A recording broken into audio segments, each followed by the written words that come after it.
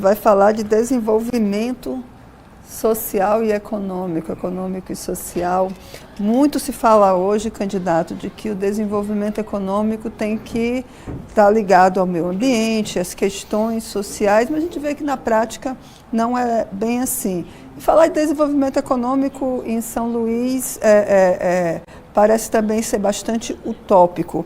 Não, a economia gira muito em torno do poder público. Sim. E pouco se tem da iniciativa privada, ainda tem um setor de serviço consideravelmente forte. Mas, numa gestão do PSTU, aqui em São Luís, como atrelar essas duas questões, o desenvolvimento econômico atingindo o social? Então, esse é um debate importante, que muitos ligam, né, que o desenvolvimento econômico vai trazer o desenvolvimento social, mas não é isso que acontece.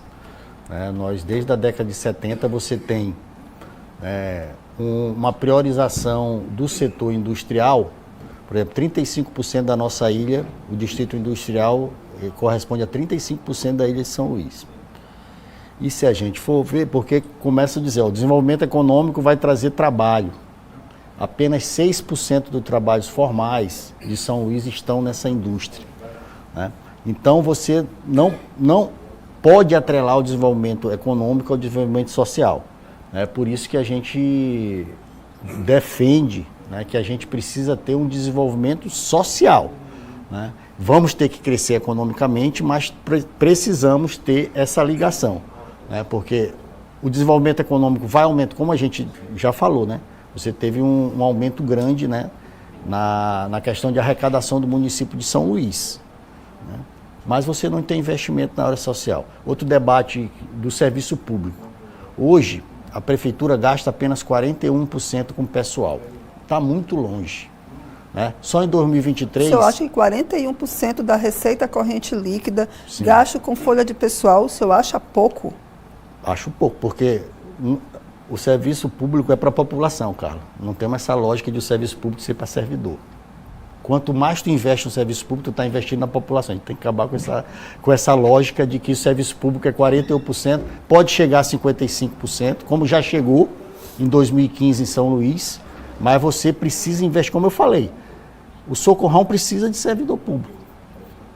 Mas precisa de insumos, precisa, claro, mas você precisa da pessoa humana. Se tu for lá no corredor do Socorrão, que tem uma solidariedade grande entre os profissionais, são contratos temporários que a pessoa não sabe quanto vai ficar, tem indicações políticas, né? Então, a gente precisa investir nos concursos públicos, né? Garantir na saúde. A gente não pode aceitar que 1 bilhão da receita seja para essas empresas terceirizadas, né? Então, investir em serviço público não é investir só nos servidores, que é importante você ter um salário, você ter direitos, você ter um plano de cargos, para você, inclusive, prestar um melhor serviço, não precisar estar em 2, 3 empregos, né? Isso tudo prejudica, né, a população, né? Então, você precisa, por exemplo, no município, ter essas áreas, como educação, como saúde, acabar com essa indústria de seletivo que existe, né, que cria só esperança, contratos temporários que não têm os direitos, né? Então, por exemplo, você tem condição,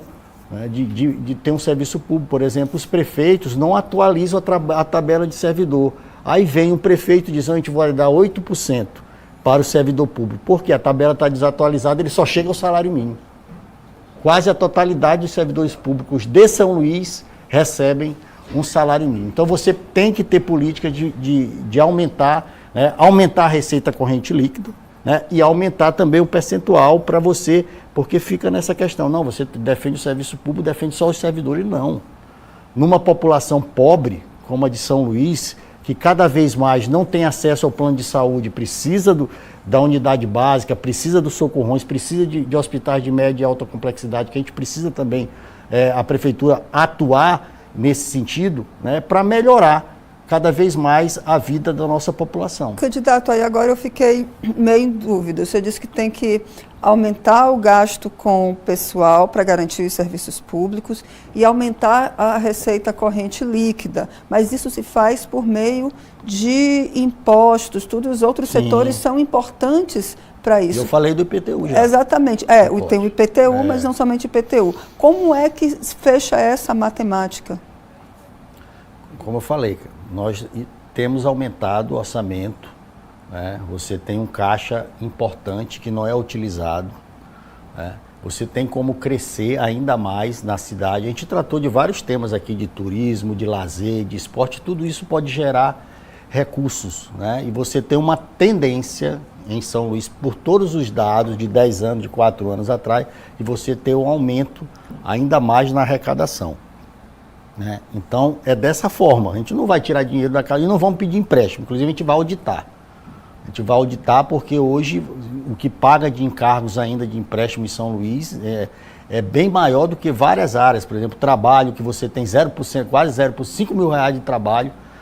5 mil reais no orçamento é um absurdo, né, em relação ao trabalho. Esporte e lazer é 0,001, assim que é, né, se a gente for pegar o orçamento, né, da cidade. Mas você vê de urbanização, principalmente através dessas avenidas, você tem um aumento grande. Então você tem que ter essa forma. E essa forma de balancear é chamando a população para organizar o orçamento. Não vai ser o prefeito, não vai ser a Câmara de Vereadores, que tem uma briga aí por causa de emendas, né, que é um absurdo.